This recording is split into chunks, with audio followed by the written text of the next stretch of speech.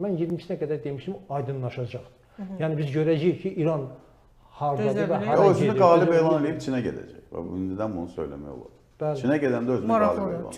Çox maraqlıdır. Belə o özün necə bitməsindən asılı olmayaraq özünü qalib elan eləyəcək. Yəni bugünkü durumla da getsə qalib elan Adam kismədi ki, siz mənə Nobel mükafatı vermirsiniz. Niyə elə deyirsiniz ki? Artıq ora nəticə ilə gedəcək. Əlbəttə, yəni nə olur olsun gedəcək. 31-ə qədər çox nəticəsi gedəcək. Rejimin rəhbərini ki, həqiqətən yəni onun qorunması İran üçün prioritet idi. O yoxdur. Qalibdir də. Yəni ən azı birinci faktor nöqteyi nəzərindən baxsaq. Bu gecə, yəni bizdə gecə olanda, orada səhər idi də, bir maraqlı açıqlama da verir axı. Dedi, bu gün İranı kim idarə edir, hələ bilinmir. Bilinmir. Onu bir neçə gün qabaq da demişdi. Deyir ki, mənə sual verirsiniz ki, niyə anlaşmırsan? Deyir, kimdən anlaşım da, hələ bilinmir. Bu da elə belə söz deyil də. Yəni, o İranın içinə mesaj verir ki, siz orada müəyyən edin.